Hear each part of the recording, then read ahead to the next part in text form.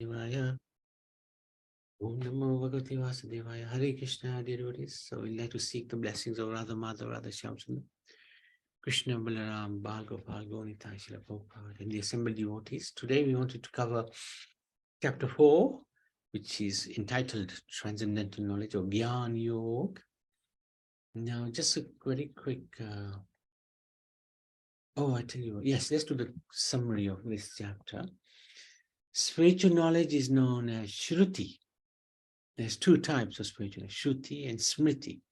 Shruti is that which is heard, and Smriti is that which is spoken. In bygone ages, people would hear such knowledge, remember it, and assimilate it, and perfectly communicate it to the next person without any adulteration. Nowadays, it's very hard to do that, because in Kali Yuga, the memory is not so good. Transcendental knowledge is the knowledge which outlines how one can establish their divine connection with God.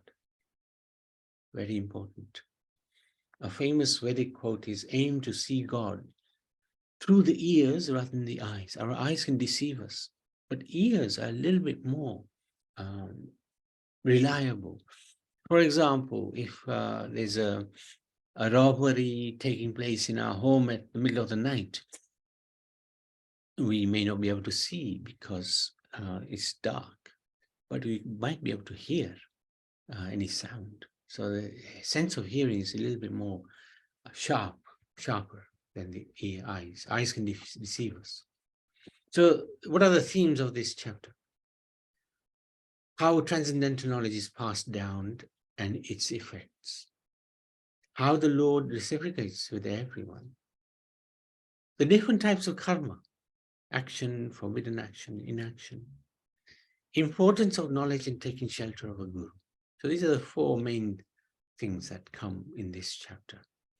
So I wanted to ask Riyansh, actually. Riyansh, you can recite the Sanskrit, and maybe Naniven, would you like to read the English? Thank you. Brilliant. So Riyansh, are you there? Oh, he's gone. Okay. Oh, he's having an issue with Bhagavad. Yeah. So maybe Naniven or Sitaram actually. Sitaram, would you like to do the Sanskrit? Yes, Prabhu. Brilliant. Shri Bhagavan Vacha Imam Vasvate Yogam Proktavam Aham Avyayam Vivasvan Manave Praha Manur Iksva Kave Abravit. Brilliant.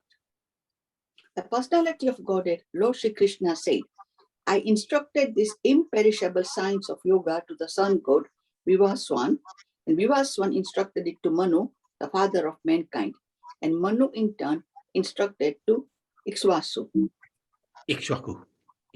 Ikshvaku, sorry, yes. That's okay, yeah. Ikshvaku. Oh, Riyansh is back. Okay. So Riyansh, you're back. Sitaram, if you don't mind, Riyansh would like to chant. Okay. Let's see if internet is okay. Riyansh, go for it. Yes, Prabhuji. Evam parampara praptam imam rajarshayo vidu sakal.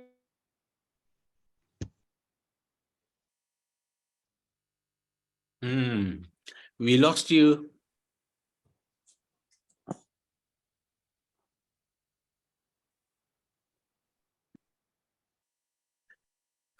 We can't hear you, Riyansh. Evam parampara praptam imam rajarshayo vidu sakale neha mahata yogo nashta parantapa. That the supreme science was thus received through the chain of disciplic succession, and the saintly kings understood it in that way. But in course of time, the succession was broken, and therefore the science as it appears to be lost. Science as it is appears to be lost. Yeah. As it is, yes. I thought something I was missing. Yeah.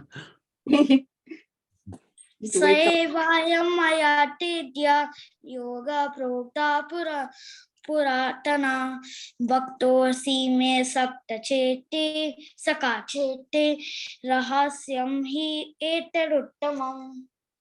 That very ancient science of the relationship with the Supreme is today told by me to you because you are my devotee as well as my friend and can therefore understand the transcendental mystery of this science. Text 4. Arjuna Uvacha Aparam Bhavato Janma Param Janma Vivasvata Katam Etar Vijanayam Tvamadau Proktavaniti. Arjuna said, the sun god Vivaswan is senior by birth to you. How am I to understand that in the beginning you instructed this science to him? Text 5. Shri Bhagavan Uvacha Bahuni me Viktitani Janmani Tavacharjuna Tani Aham Veda Sarvani Natvam Veta Parantapa. The personality of Godhead said, many births, both you and I have passed. I can remember all of them, but you cannot. O subduer of the enemy. Mhm. Text 6. Ajopyasan avyayatma bhutanam ishwaropyasan prakritim svamadhishtaya sambhavami atmamayaya. Although I'm unborn and my transcendental body never deteriorates, and although I'm the Lord of all living entities, I still appear in every millennium in my original transcendental form. Text 7. Yada yada hi dharmasya glanir bhavati bharata abhyuktanam adharmasya tadatmanam srijamyaham. Whenever and wherever there is a decline in religious practice or descendant of and a predominant rise of irreligion, at that time I descend myself. Text 10. Paritranaya sarunam vinashaya cha dushkrutam dharma samsthapanadaya sambhavami yuge. To deliver the pious and to annihilate the miscreants, as well as to re-establish the principles of religion, I myself appear millennium after millennium. Text 9. Janma karma cha medevyam evam yoveti tatvata chakvadeham punarjanma naiti mameti sochana. One who knows the transcendental nature of my appearance and activities does not, upon leaving the body, take his birth again in this material world, but attains my eternal abode, O Arjuna. Text 10. Vitaraga bhayakroda manmaya mamu pashrita bahavo jnana tapasa puta madbhava margata. Being freed from attachment, fear, and anger, being fully absorbed in me, and taking refuge in me, many persons in the past became purified by knowledge of me, and thus they all attained transcendental love for me. Great, thank you. Okay, so verses 1 to 10, summary of very interesting verses actually. Just as every gadget comes with an instruction manual, this entire universe comes with guidelines which enlighten one about its purpose and function. Such guidelines are found in ancient scriptures, which contain knowledge of divine origin imparted at the time of creation. So Krishna explains how this eternal education system was originally set up by him. So here the Lord is explaining that this parampara of spiritual knowledge was passed down the traditions, the generations. So from Krishna it went to Ikshvaku, Vivaswan, and then it went to Ikshvaku, etc. But he also explains how this system perpetuates in this universe through qualified and saintly persons who impart spiritual knowledge to the masses in a dynamic, relevant, and practical way. Thus, the material creation is essentially a university wherein we rediscover our relationship with God.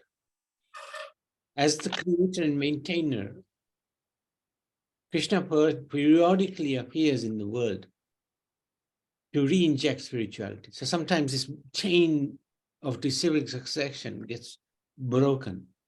So Krishna again appears.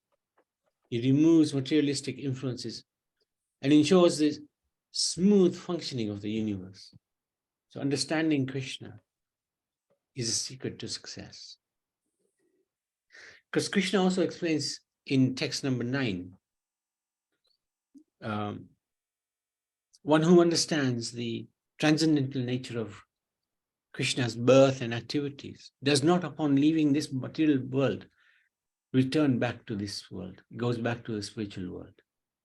So, as Krishna explains in 9 texts, that one who knows his activities and faith goes back to the spiritual world. On this basis, we should try to read a portion of Krishna book by Srila Prabhupada regularly. So this is good practice if we can manage to read Krishna's past. Prabhuji, we read Krishna book every day. Very good, very good. How much you read? Prabhuji, like 2 pages. That's good. So reading Krishna book, understand. Prabhuji, I'm in the description of autumn. Oh, very nice. Oh, wow.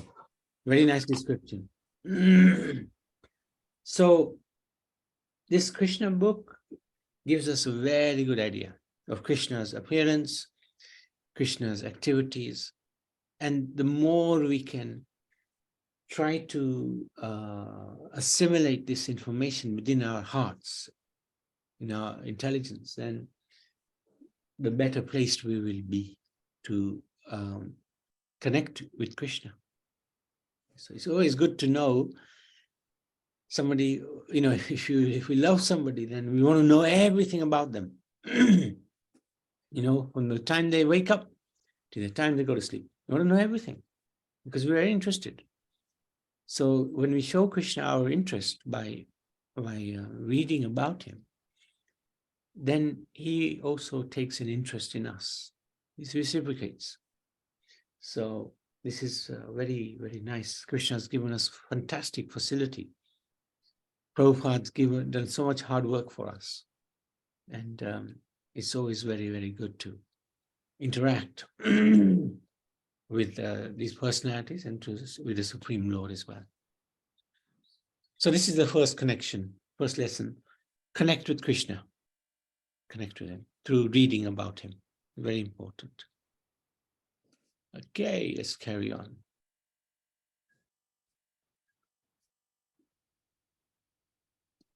Okay.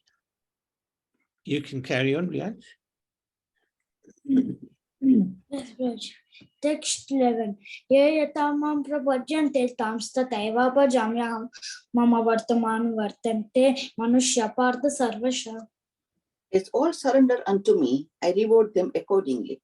Everyone follows my path in all respects, O son of Krutha. Text 12.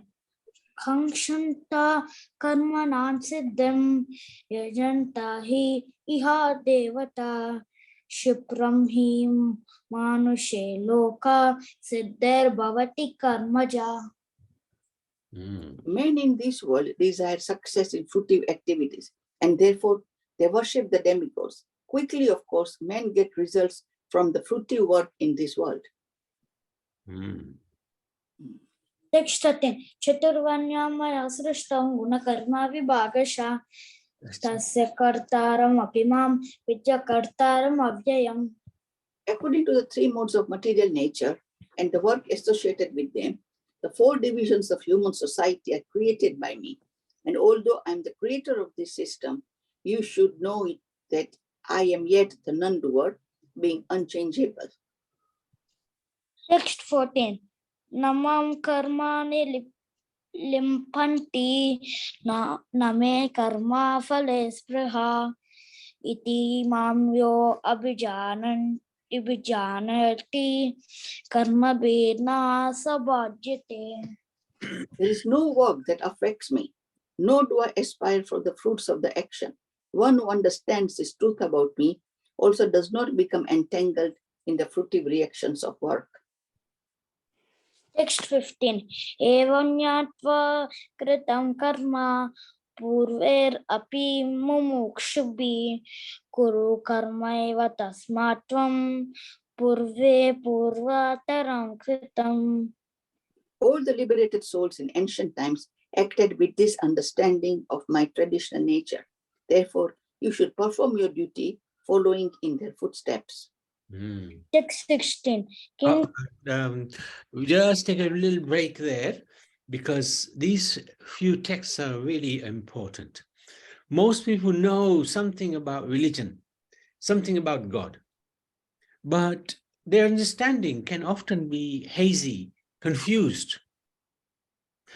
However, when transcendental knowledge is received through the eternal education system, one gains an accurate understanding. So here, in 3 verses, Krishna clears up 3 common misunderstandings of Sanatana Dharma. Verse 11 addresses the misconception that all spiritual paths lead to the same destination. We've heard this many, many times, right? That, everything leads to the same. Everything leads to the same destination. We can worship the devatas and we'll go to Krishna. No, Krishna explains that while there is unity in diversity, there are also different gradations of spiritual elevation. Some take longer to reach him. Not all spiritual paths lead to the same destination. We can go directly to Krishna through the Guru and through the Mahamantra, or we can go the long way around, and that is through the worship of different devatas, and ultimately, slowly, we can make progress. But it's a long journey, long road. So we have to be careful. Not all spiritual paths lead to the same destination. Then verse 12, he addresses the misconception that Eastern scriptures talk of polytheism. Everywhere we go to schools, Hindus worship in many gods. Well, it's not a fact. It's not a fact. The worship of many gods is Sanatana Dharma, and Krishna re-emphasizes the monotheistic stance. There is only one God. But actually, it's more complex than that, right? Why? Because there are devatas who are servants of God who can assist one slowly to go towards God. So this system that we follow is actually multi-layered. Multi-layered means there are many demigods. It's also polymorphic, that one God can expand himself, can become many. He can become many. We call them incarnations or avatars. So Krishna, he is known as Avatari, from whom all the avatars come. Vishnu, Rama, Nrsimha, Vaman. So in that way, although there's one God, he can take many forms. That means polymorphic. And by monotheistic, we know God, there's only one. But they come as a couple, Radha Krishna. So his first, if you like, energy, Hladini Shakti, energy, special energy, is Radharani. So in that sense, it's by monotheism. So this is a little complex, but this actually accurately describes Sanatana Dharma. So one God, but then there's different aspects to that one God.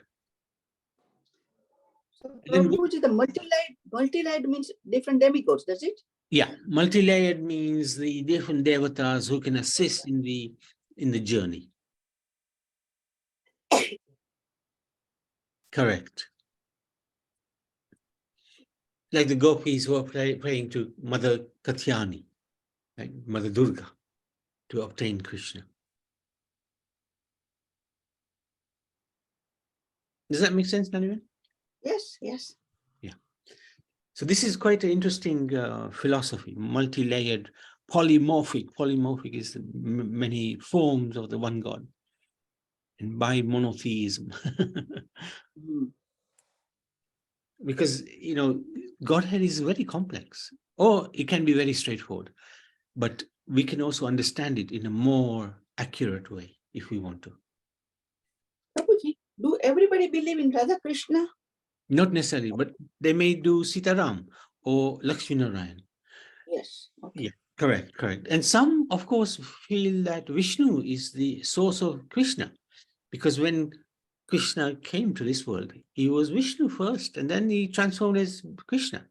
Mm. There is a big school of thought that says Vishnu is the source of Krishna. But for the Bhagavatam says different, the Brahma Samhita says different. In the Bhagavad Gita, Krishna explains his position as well. So we take that as source of authority, that Krishna is actually the source of all the avatars.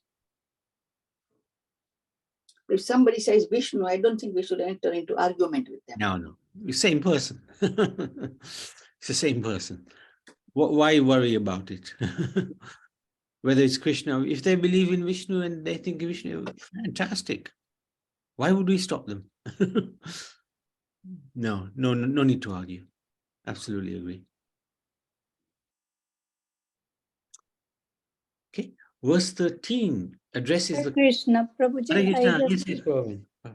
Yes. I just want to mention you the similar thing. If you remember last time I did mention this, that because there is too many devotees and we worship them. And then reading the books of them like Shiv Puran and Vishnu Puran and Ganesh Puran, and there are a lot of Purans, even the Ramayana, Bhagavad. Reading them, you get really confused that We can. which one do you want to follow. If you read Shiv Puran, it tells everything about Shiv. So Krishna, you read everything about Krishna. Ramayana, everything about Ram. So it's a similar thing what you said just now, that it is to us what we have to believe in it. If somebody who argue with us, just let it go. Don't say anything. That's it. True. As the other Mataji said just now. That's right. Yeah. But it shows the richness of and the depth of the culture, because if somebody is very attached to Ram, then absolutely no problem. If somebody is very attached to Shiva, absolutely no problem. But if one is very attached to Shiva because he is giving money or he's easy to please, then it's the ulterior motive, then we should understand that, we're not serving that deity or that Lord without any selfish motive. As soon as selfishness comes in, even serving Radha and Krishna, if there's selfishness involved, we're not on the path of bhakti. We are simply wanting something from God. It's like a business transaction. So main thing is, if we are sincere, then yes, it can be very confusing, but sincerity will guide us through, because if we are sincere, then the Lord, through the heart, will guide us in the right direction. No doubt about it. So, but it is complex. Of course, this is God we're talking about. This world is complex. Can you imagine what God is like? So, thank you. Thank you, Hare Krishna, Prabhuji. Thank you. Thank you so much. So verse 13. So this is the third of the misconceptions which are addressed. Addresses the concern that the caste system is unfair and exploitative. Krishna outlines the true criteria and purpose of such classification. And he says it, Chaturvarnyam Maya Shishtam. So he explains that the four classes are based on ability and nature, one's ability and one's nature. not birth. It doesn't say if you're born into a certain caste, then you remain in that caste. So Krishna very nicely explains that according to one's ability and one's nature, you belong to one of the systems, caste systems. And no society can run or function without the 4 classes. We need the intellectuals, the professors, and the Brahmins, and the pujaris, the priests, the vicars. Then the second class is the government, the organizers, the military. And then the third class is the Vaishya, who are the businessmen. And then the fourth will be the workers, those who want to serve others. So these 4 are required to make any society function in a meaningful way. Without the 4, if we try to eliminate the classes, like they tried in Russia, no class. But there still is. The professors are still there, the army is still there, the business people are still there, the workers are still there. How are you going to get rid of those? You can't. Just like in the body, you have a head, hands, arms, stomach, and legs. You need all 4 to function. Without one, it wouldn't work properly. So, but of course, caste system was somewhat exploited because the tradition appeared that if you're born in a certain caste, then you are always that in that caste. So if you're born a Brahmin, even if your activities are mad, crazy, you're still a Brahmin because you're born a Brahmin. But that's not how Krishna explains it. He says it depends on your nature and your ability. And that is nature. If one is born in a family of Vaishya, but is Brahminical by nature, he's a Brahmin. So Krishna indicates, he also indicates in these verses that he reciprocates according to our commitment to him. We take 1 step towards God, he will take 10 steps towards us. The more we connect with him, the more he connects with us. So this is very, very interesting. Very interesting. When you have a relationship with somebody, there's only a relationship if there's reciprocation.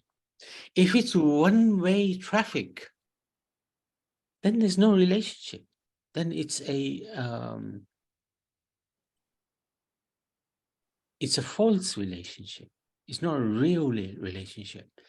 For a real relationship to be sustainable, both parties have to interact and reciprocate.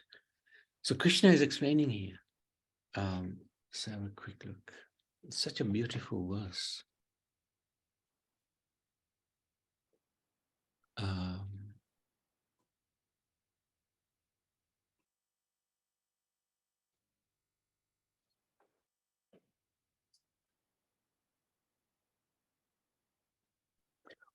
As all surrender unto me, I reward them accordingly.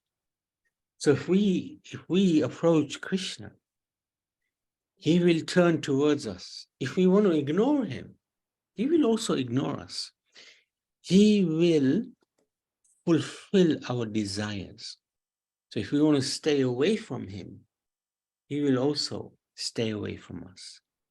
So this is important to understand, that if we want to connect with God, then the onus is on us to take the step, the first step. After we've taken the first step, then the reciprocation begins from the Lord. And normally people find, in the beginning, when you turn towards God, we make such great progress, Suddenly, lights, light bulbs come on in our head and we understand things very quickly. But then after a while, hang on, now it's very slow progress. So this is natural. In the beginning, when we take a step towards Krishna, he's going to take many steps towards us. So we will get very good realizations upfront. And then as time passes, we have to work a little harder. And then Krishna will reciprocate with us. So that's quite a natural process. Krishna gives us a taste in the beginning of his nature. But then he makes us work a little harder as well. So anything on that point, on those points, Prabhupada and Aniben? Beautiful verses, isn't it? These are phenomenal verses. These 5 verses. Krishna just gives so much. Yeah, Hare Krishna, because Hare Krishna, because Krishna is telling that surrender me. So wherever you go, whatever you do, just you still believe in me that I am doing everything for you and think about me. Is that right? Correct. And that's a fact. Even if you're going somewhere else, but I will still fill all your wishes. Yeah, he fulfills our desires. Yes. And unfortunately, even if our desire is to go away from him, he will fulfill that as well. Yes. Sometimes we think, oh, this seva is so hard. Then if we keep thinking that, Krishna just takes that seva away. And then we, oh no, I was doing that seva and now I cannot do that seva anymore. No, you don't say that. Don't say that. Don't say that. You always ask more bhakti. Just say, try to give me more bhakti. Even I always say I would like to long live, and you will just start laughing. I always say, give me long live, but give me bhakti with it. That's it. So I can do more. Seva and good things. What I can help with other people, things like that. But we don't know when the health goes down. That's different. As long as our health is good, we must endeavor to serve. When, as you said, when the health goes, what to do? What can you do? It is also Krishna's wish, isn't it? Sorry? It is also Krishna's wish if health goes down. Yes, Puja Mataji, you are right. Yeah, he sanctions it. Yeah, he sanctions it. Because our karmas are our karma, we're going to get it. You can't avoid. You're right. That's what they say, that even if you when you're not feeling well or something has happened to you, Krishna says that's your karma. You still have to go through that. Then it gets better again. Yeah. And it is right. That is correctly right, because when sometimes the difficult, you are so happy, everything is so well, and all of a sudden the difficulty comes. Yeah. So that is, you're not telling Krishna, you give me this difficulty, that is my karma, and I have to go through that karma. That's it. Yeah. But when one is in good health, make the best of it. Our Guru Maharaj used to say, make hay while the sun is shining. Yes. Do the bhakti when you're healthy, because later on, who knows, who knows? Who knows, yeah. That's why nowadays, like all the young parents, those are believing in Krishna, they are taking their children to the temple to believe in Krishna more, and making them read everything. That's why they are going to that same path, and they know that this will help us in the future. And in young age, you are doing it, so your health is also good. Thank you, Prabhuji. I've taken your time. So no, thank you. Anybody else? Naniven, anything else? No, thank you, Prabhuji. So we'll stop there today, and we'll continue with chapter 4 on Monday, because tomorrow we'll do Brahma Samhita. So I need to go, okay, because I need to do some shopping now. All right. Thank you for joining, Naniven. Hare Krishna. Thanks, everybody. Bhagavad Gita ki jai.